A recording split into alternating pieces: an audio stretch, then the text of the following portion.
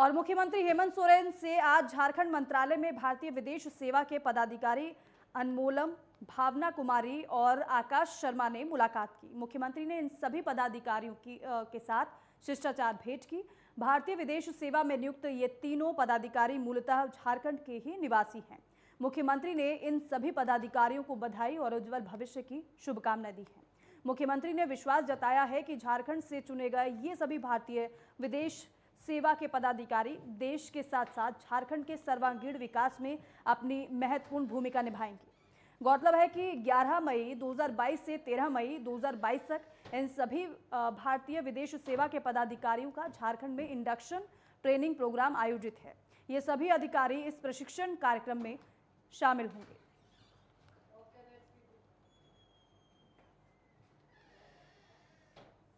और झारखंड में money laundering case में आईएएस अधिकारी पूजा सिंघल के खिलाफ बड़ी कार्रवाई हो गई है। ईडी ने कई घंटों की पूछताछ के बाद उन्हें गिरफ्तार कर लिया है। पिछले दिनों ईडी ने पूजा सिंघल के करीबियों के रांची और बाकी ठिकानों पर ताबड़तोड़ छापे मारे थे। छापे के दौरान ईडी को 19 करोड़ से ज्यादा कैश और कई अहम दस्तावेज बरामद हुए थे। आपको बता दें कि ये मामला कई साल पुराना है। दरअसल झारखंड में 2009 से 2010 में मनरेगा घोटाला हुआ था। उसी मामले में कुछ दिन पहले ईडी ने एक साथ झारखंड, पश्चिम बंगाल, हरियाणा और राजस्थान में छापा मारा था। तभी उसी रेड के दौरान ये 19 करोड़ 31 लाख रुपए बरामद किए गए। 19 करोड़ 31 लाख रुपए में से 17 करोड़ चार्टर्ड अकाउंटेंट के आवास से बरामद किए गए हैं। बाकी रुपए एक कंपनी से मिले थे। उस समय ईडी ने पूजा सिंघल के आवास के अलावा उनके पति के रांची में स्थित अस्पताल में भी रेड डाली थी। जांच एजेंसी को सिर्फ पैसे ही बरामद नहीं हुए बल्कि कई अहम दस्तावेज भी एजेंसी के हाथ लगे। इसके अलावा दोनों के कई फ्लैट में किए गए निवेश की बात भी सामने आई। करीब 150 करोड़ के निवेश के कागजात मिलने की बात कही गई थी।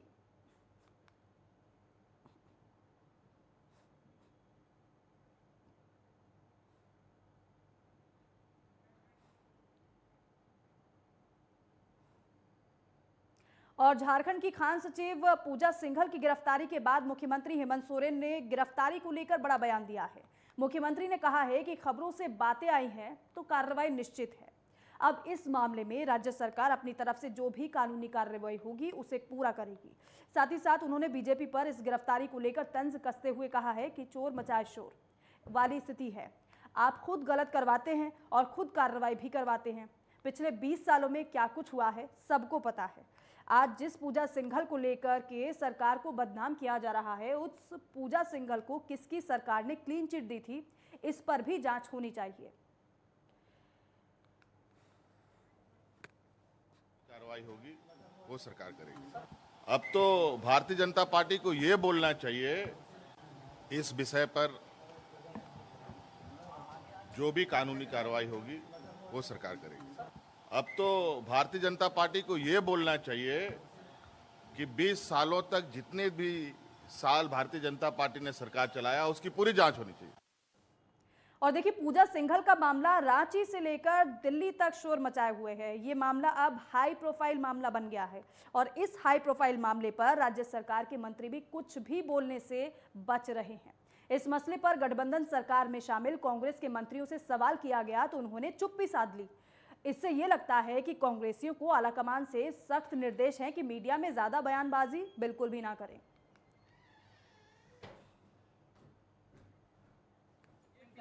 उस पर सरकार विचार कर रही है। अब उसमें मैं क्या चर्चा हुआ सरकार का अंग है। सही समय आएगा, सही वक्त पे सही बात करेंगे, चिंता मत करिए। और देखिए, झारखंड कांग्रेस में विवाद फिर थमने का नाम नहीं ले रहा है। जहां एक ओर झारखंड का उसके प्रभारी लगातार दौरा कर रहे हैं तो वहीं जामताड़ा विधायक इरफान अंसारी फिर एक बार दिल्ली कूच करेंगे। कांग्रेस विधायक इरफान अंसारी 7 से 8 विधायकों के साथ 14 मई को दिल्ली में कांग्रेस आलाकमान से मुलाकात करने जाएंगे।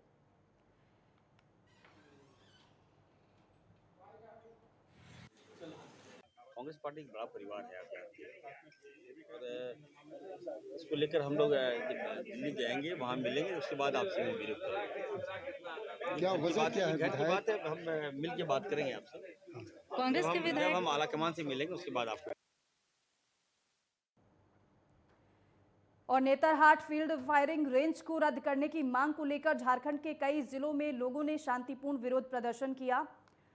नेतरहाट से लेकर रांची तक कई छोटे छोटे गांवों में लोगों ने तख्तियां हाथ में लेकर इसे रद्द करने की मांग दोहराई है। और वहीं सामाजिक संगठनों के लोगों ने भी राजधानी के अलग अलग हिस्सों में इसे लेकर विरोध किया और नेतरहाट फील्ड फायरिंग रेंज की अवधि विस्तार नहीं करने की मांग की है। आपको बता दें कि 11 मई 1992 को जारी अधिसूचना के आधार पर इसकी समय सीमा आज 11 मई 2022 को समाप्त हो रही है। क्षेत्र के लोगों के साथ साथ सामाजिक संगठनों के लोगों ने सरकार से अनुरोध किया है कि वो इस अवधि को अब आगे विस्तार ना दे बल्कि इसे रद्द किया जाए।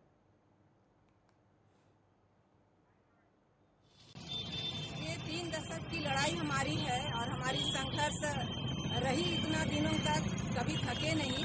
आज इसका आखिरी दिन है। हम चाहते हैं कि यह अधिसूचना रद्द हो जाए, यही हमारा संघर्ष है। और कोडरमा में करीब 2.5 महीने के बाद कोरोना ने एक बार फिर से दस्तक दे दी है और एक 50 साल की महिला की तबीयत खराब होने पर परिजन उसे सदर अस्पताल लेकर आए, जहां जांच में महिला कोरोना संक्रमित पाई गई है, जिसका ऑक्सीजन लेवल भी काफ़ी कम था। इसके बाद डॉक्टर्स ने महिला को हाई ऑक्सीजन पर रखा, लेकिन बीती रात महिला की मौत हो गई। वहीं डॉक्टर्स ने महिला के परिजनों का भी कोविड टेस्ट के लिए सैंपल लिया है। पंचायत चुनाव को लेकर हो रही काफ़ी भीड़भाड़ को लेकर भी डॉक्टर्स ने चिंता जाहिर की है और लोगों से मास्क लगाकर सतर्क रहने की अपील भी की है।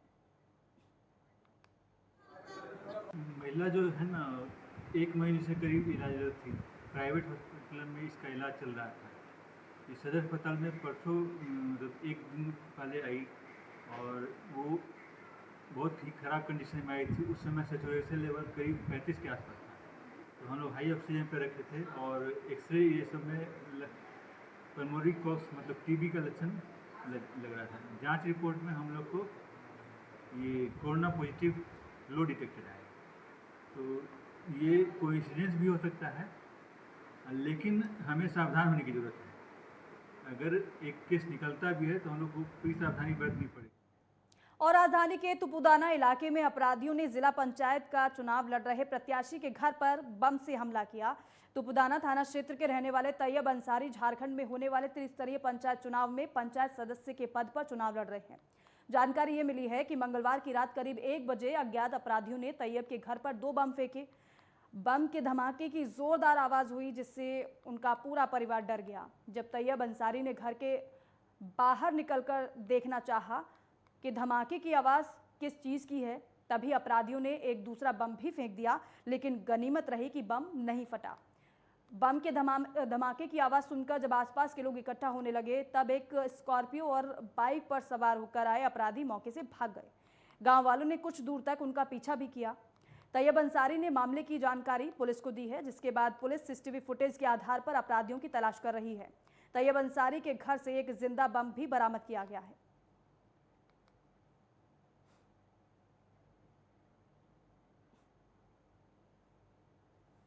और झारखंड मुक्ति मोर्चा के प्रखंड अध्यक्ष दिलशेर खान हत्याकांड का खुलासा पुलिस ने कर दिया है और हत्याकांड में शामिल 2 अपराधियों को गिरफ्तार भी पुलिस ने कर लिया है।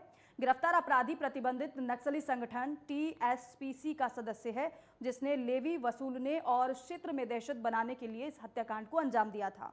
पूछताछ के क्रम में अपराधियों ने हत्याकांड में अपनी संलिप्तता को स्वीकार कर लिया है। आपको बता दें कि JMM के बालूमाथ प्रखंड अध्यक्ष दिलशेर खान की हत्या अपराधियों ने दिन दहाड़े गोली मारकर कर दी थी। इस हत्याकांड के बाद पूरे मामले की जांच के लिए SIT का गठन किया गया था। जांच के दौरान हत्याकांड की एक कड़ी को जोड़ते हुए अपराधियों तक पहुंचने में पुलिस को सफलता मिली है। जांच के क्रम में 2 अपराधियों सनोज उरांव और गुड्डन गंजू उग्रवादी को गिरफ्तार कर लिया गया है।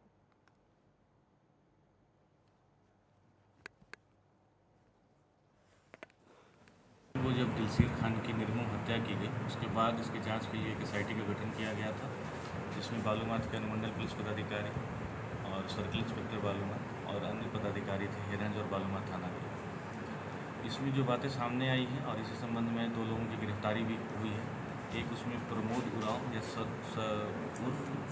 सनोज उरांव और दूसरा आशीश्वर गंजू। सनोज उरांव मूलतः बिहार के कैमूर जिले के रहने वाला है और 2005 से ही माओवादी संगठन से जुड़ा रहा है। इन दोनों के लिंक करेंटली जो टीएसपीसी है उससे जुड़े हुए हैं, और ये हत्या भी टीपीसी जो एक बैंड ऑर्गेनाइजेशन है उसके द्वारा कराया गया है। और रांची के लालपुर थाना क्षेत्र में ज्वेलर से हथियार के दम पर 5 अपराधियों ने लाखों के जेवरात लूट लिए थे। राजधानी में हुए दिन दहाड़े लूट से रांची पुलिस की काफी किरकिरी भी हुई थी, लेकिन त्वरित कार्रवाई करते हुए रांची पुलिस ने घटना में शामिल 5 अपराधियों में से 4 को गिरफ्तार कर लिया है। और रांची पुलिस ने सौरभ कुमार, वासुदेव साहा, रूपेश विश्वकर्मा, आशुतोष राय को गिरफ्तार किया है।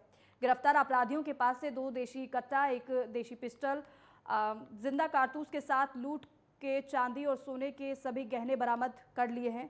वहीं गिरफ्तार अपराधियों का जुर्म की दुनिया से पुराना संबंध भी बताया जा रहा है। गिरफ्तार अपराधी सौरभ के ऊपर चोरी, डकैती, स्नैचिंग और हत्या जैसे कुल 10 मामले दर्ज हैं। वहीं रूपेश विश्वकर्मा को पुलिस दुर्दांत अपराधी के रूप में देख रही है, क्योंकि इसने अपराध की दुनिया की हर एक घटना को अंजाम दिया है।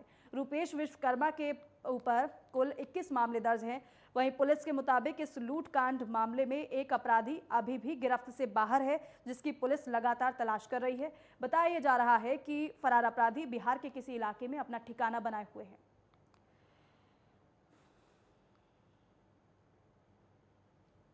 विभिन्न जगहों पर छापेमारी करने के उपरांत कांड में शामिल 5 अपराधियों में से 4 अपराधी सौरभ कुमार, छोटू, उपशेखर, वासुदेव साह, रूपेश विश्वकर्मा, आशुतोष राय की अरेस्टिंग की गई है। और इनके पास से जो है घटना में जो भी सामान छिनतई की गई थी, जो लूटपाट किया गया था, उसमें से सोना जो है जो क्लेम किया गया है, in fact it's no matter of investigation inquiry की सोना जैसा दिखने पदार्थ एक जो क्लेम था जितना सोना की लूट हुई है वो सोना की बरामदगी हो गई है, 200 ग्राम के आसपास का है। और चांदी अब 6 किलोग्राम की रिकवरी हुई है। और फिलहाल वक्त एक ब्रेक का हो गया है, फौरन लौटेंगे।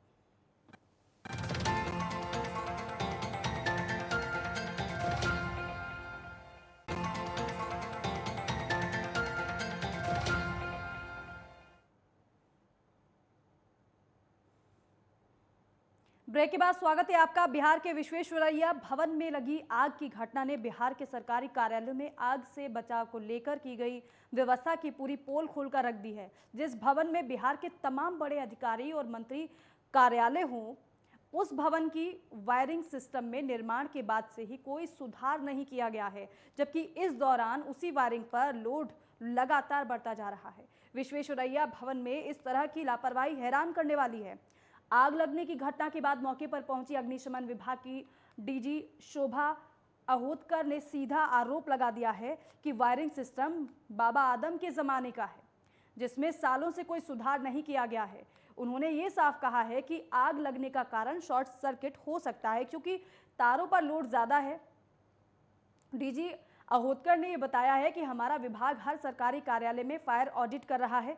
साथ ही साथ उन्होंने सभी विभागों में पुराने वायर सिस्टम को दुरुस्त करने की जरूरत पर बल दिया है।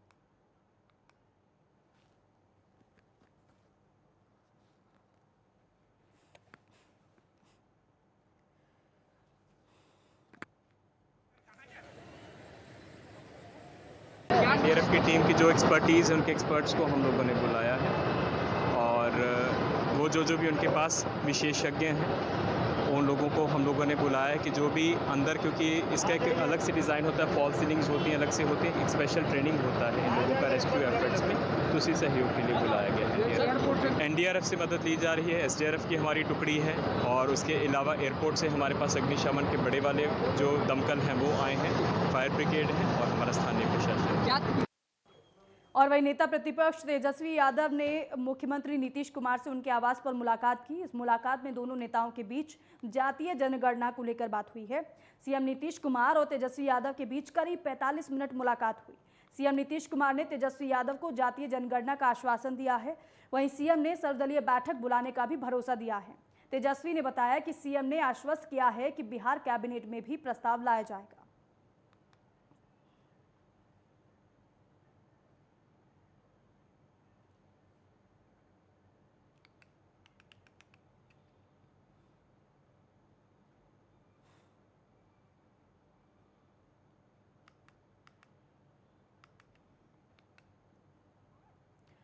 और सुपौल में साल 2019 में प्रतापगंज थाना क्षेत्र में घटी सामूहिक दुष्कर्म और हत्या की घटना के मामले में कोर्ट ने आरोपियों के खिलाफ सजा सुनाई है, जिसमें 4 आरोपियों जिसमें अनमोल यादव, मोहम्मद अली शेर, मोहम्मद अयूब और मोहम्मद जमाल के खिलाफ मृत्यु दंड की सजा सुनाई गई है।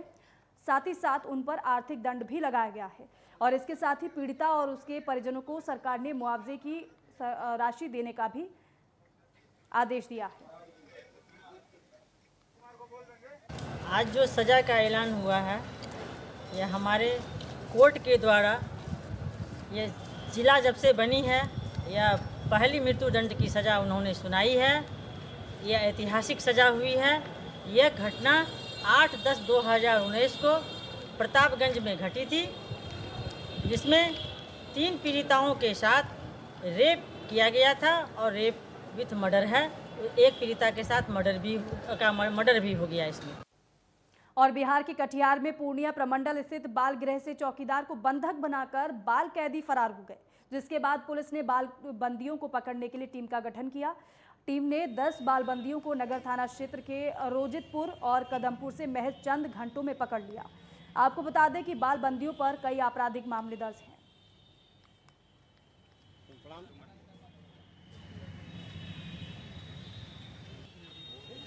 यहाँ पूर्णिया बाल गृह से कुछ बाल कैदी के फरार होने की सूचना थी। हम लोगों को कुछ गुप्त सूचना प्राप्त हुई, उस पर एक टीम का गठन किया गया और टीम ने जो है 10 लोगों को, कुल 10 जो विधि विरुद्ध जो बाल कैदी हैं जो फरार हुए थे, कुल 10 लोगों को जो है हम लोगों ने एप्रीहेंड किया है और विधिवत जो है हम लोग इनको सुपुर्द कर रहे हैं।